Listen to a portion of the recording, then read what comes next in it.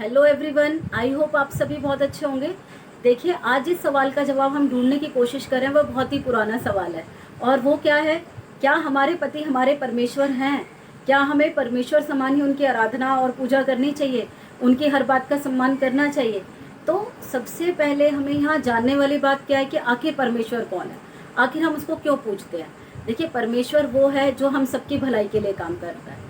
परमेश्वर वो है जो हम सबकी इच्छाओं की पूर्ति करता है। परमेश्वर वो है जो हमें गलतियां करने के बाद भी हमें माफ़ कर देता है।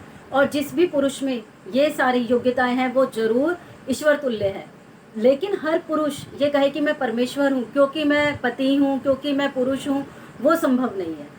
तो यहाँ पे आपको परमेश्वर बनने के लिए अपनी पत्नी को भी देवी के समान ही सम्मान देना पड़ेगा, अपने परिवार की ज़रूरतों का ध्यान रखना पड़ेगा, इस समाज के लिए भलाई के लिए काम करने पड़ेंगे, तब कहीं जाके वो परमेश्वर का दर्जा पा सकते हैं। अब आपने अक्सर ये देखा होगा कि शुरू से ही हमारे घरों में एक लड़की को ये सिखाया जाता है कि पति परमेश्वर है और तुम्हें उसका कहना मानना है, उसको मानना है। और अच्छा पति पाने के लिए लड़कियां बहुत सारे व्रत रखती हैं, 16 सोमवार के व्रत रखती हैं, बहुत सारी पूजा करती हैं, यज्ञ करती हैं, ताकि उनको एक अच्छे वर की प्राप्ति हो जाए। पर क्या कभी आपने किसी पुरुष को अच्छी पत्नी पाने के लिए व्रत करते हुए, यज्ञ करते हुए या पूजा करते हुए देखा है? क्या सिर्फ अच्छी पति पाना मतलब लड़कियों को ही ज़रूरत है? कभी लड़कों को ज़रूरत नहीं है कि वो अच्छी पत्नी पाने के लिए भगवान का पूजन करें? आखिर ये दोगला चरित्र क्यों है समाज का, समझ नहीं आता। क्योंकि जिस तरह से एक लड़की को अच्छे वर की आकांक्षा रहती है, उसी प्रकार से एक लड़के को भी एक अच्छी पत्नी की ज़रूरत है। तो यहाँ पे दोनों ही एक दूसरे के पूरक है ना। तो हमारी परंपराओं से जोड़कर भी देखते हैं कि यह हमारी परंपरा है, शुरू से चली आ रही है कि पति को परमेश्वर समान ही सम्मान देना चाहिए। परंतु हम सभी जानते हैं इन परंपराओं का कोई स्थायी स्वरूप नहीं होता है। जैसे जैसे समय बदलता है इन परंपराओं में भी परिवर्तन आता रहता है। जैसा पहले होता था वो आज नहीं होता है। पहले के समय में क्या होता था, स्त्रियां पूरी तरीके से अपने पति पर निर्भर होती थी, क्योंकि वो उनकी हर तरह की इच्छाओं की पूर्ति करते थे। पहले स्त्रियों को पढ़ाया नहीं जाता था, इसलिए वो अपने पति को ही गुरु मानती थी। तो हर तरीके से वो अपने पति पर ही निर्भर थी। लेकिन आज 21वीं सदी है, आज वो समय नहीं रह गया है। आज लड़कियां, स्त्रियां भी पुरुषों के बराबर ही पढ़ लिख रही हैं, आत्मनिर्भर हैं। आज लड़कियां अपना घर भी उतने अच्छे से संभाल रही हैं जितने अच्छे से वो बाहर के कामकाज को देखती हैं। तो आज वो किसी भी क्षेत्र में लड़कों से कम नहीं है। तो आज ये जो एक निर्भरता का जो हमारा नियम कह सकते हैं कि पहले स्त्रियां निर्भर थी, आज वो लागू नहीं होता है। क्योंकि आज स्त्री और पुरुष कंधे से कंधा मिलाकर साथ चल रहे हैं, बराबर अपने घर को संभाल रहे हैं और बाहर के कामकाज को भी देख रहे हैं। तो आज इन दोनों में कोई भेदभाव नहीं है। आज अब रह जाता है मान सम्मान का एक रिश्ता।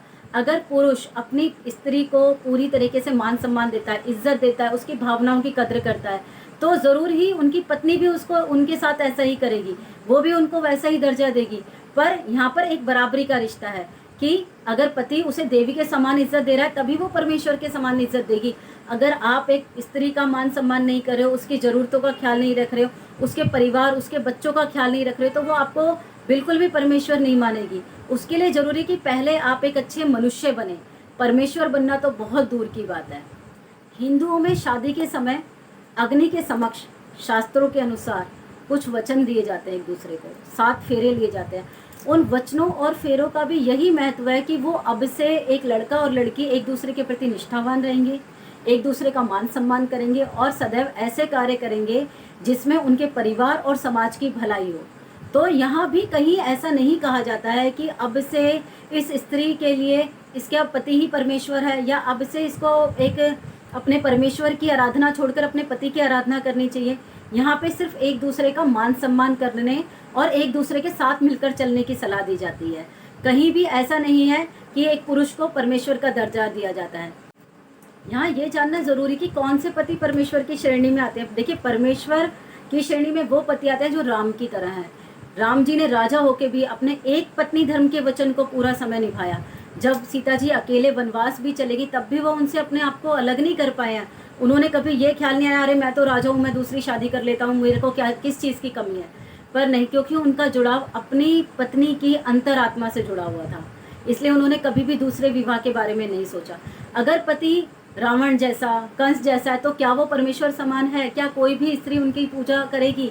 क्या उनका मान सम्मान ईश्वर के समान करेगी? कदापि नहीं। तो इसके लिए ये ज़रूरी है कि देखिए, पुरुष होना परमेश्वर होना नहीं है। परमेश्वर आप बनोगे अपने कर्मों से, इसलिए आपके कर्म अपने परिवार के प्रति, समाज के प्रति बहुत अच्छे होने चाहिए, तभी आप परमेश्वर के बराबर होंगे। स्त्री विश्व जननी है और स्त्री के बिना विश्व कल्याण संभव ही नहीं है। अगर आप राम और शिव जी की तरह पति हैं तो आप ज़रूर अपनी पत्नी को देवी की तरह मान सम्मान देंगे, अपने परिवार समाज का ख्याल रखेंगे और इन्हीं कर्मों के कारण आप परमेश्वर तुल्य हो जाएंगे। इस बात का हमेशा ध्यान रखिए कि व्यक्ति अपने कर्मों से अपनी पहचान बनाता है, अपने पुरुष या स्त्री होने से नहीं। गीता के अध्याय 13 में भी कहा गया है कि ईश्वर जो है इस शरीर में आत्मा के रूप में स्त्री और पुरुष दोनों में निहित है। कहीं भी ऐसा नहीं है कि केवल परमेश्वर आत्मा के रूप में पुरुषों में ही है, स्त्रियों में नहीं है। जब भगवान ने स्त्री और पुरुष में कोई भेदभाव नहीं किया तो हम कैसे भेदभाव कर सकते हैं। तो ईश्वर समान रूप से हम सभी के अंदर विराजित है, हम सभी भगवान का एक अंश हैं। देखिए, अंत में एक बात और कहना चाहूँगी। जैसा कि हम सभी जानते हैं कि हमारा समाज शुरू से पुरुष प्रधान समाज रहा है और पुरुष प्रधान होने से क्या है, स्त्रियों का दर्जा पुरुषों से हमेशा नीचे माना गया है। लेकिन आज समय बदल रहा है, आज स्त्रियां भी पुरुषों के बराबर ही काम करती हैं, बराबर ही पढ़ी लिखी हैं। तो पुरुष होने के कारण आप अपने अंदर अहंकार मत लाइए। अहंकार होने से क्या होता है कि परिवार टूट जाते हैं, एक दूसरे की इज्जत नहीं रहती है। तो एक संगठित होके चलिए। ये अहंकार किसी काम का नहीं है, ना समाज के किसी काम का है, ना परिवार के किसी काम का है।